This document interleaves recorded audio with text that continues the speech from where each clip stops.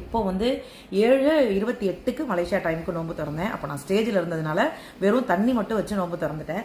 வீட்டுக்கு வந்ததுக்கப்புறம் நேர்கள் அனைவருக்கும் அஸ்ஸலாமு அலைக்கும் வரஹ்மத்துல்லாஹி வபரகாத்துஹு. உங்கள் மீது சாந்தியும் சமாதானமும் உண்டா. நாம் அனைவரும் ஒரு விடயத்தை நன்றாக புரிந்து கொள்ள வேண்டும். ஒரு மனிதனுடைய உள்ளத்தை இறைவனை தவிர வேறு யாருமே நன்றாக புரிந்து கொள்ள முடியாது. ஒரு மனிதனை பார்த்து நீ நரகவாதி, நீ சுவர்க்கவாதி என்று கூறுவதற்கு கூட இஸ்லாம் எமக்கு அனுமதி தரவில்லை. அந்த வகையில் கடந்த 2-3 நாட்களுக்கு முன்னராக அறந்தாங்கி நிசா அவருடைய யூடியூப் தளத்திலே ஒரு பதிவை மேற்கொண்டிருந்தார். அவர் நோன்பு வைத்த நிலையில் சினிமா சார்ந்த ஏதோ ஒரு நிகழ்ச்சிக்கு போய் வந்ததாக அவருடைய அந்த பதிவில் குறிப்பிட்டிருந்தார். இந்த விடயம் ஒரு விமர்சனத்துக்குரிய ஒரு விடயமாக இன்று மாறியிருக்கிறது. குறிப்பாக அதிகமான இஸ்லாமியர்கள் நீ எல்லாம் ஒரு முஸ்லிமா, ஏன் நோன்பு வைத்த நிலையில் சினிமா சார்ந்த நிகழ்ச்சிகளில் கலந்து கொள்ளுகிறாய் என்று அதிகமானவர்கள் விமர்சனம் செய்து வருகிறார்கள். அதே சமயம் அல்லாஹ் உன்னை எந்த சந்தர்ப்பத்திலும் மன்னிக்கவே மாட்டார் என்று பலர் பல பின்னூட்டல்களை மேற்கொண்ட வண்ணமே இருக்கிறார். குறிப்பாக உள்ளம் சார்ந்த விடயங்களில் நாம் யாரையும் விமர்சிக்க முடியாது. இந்தியாவில் இருக்கிற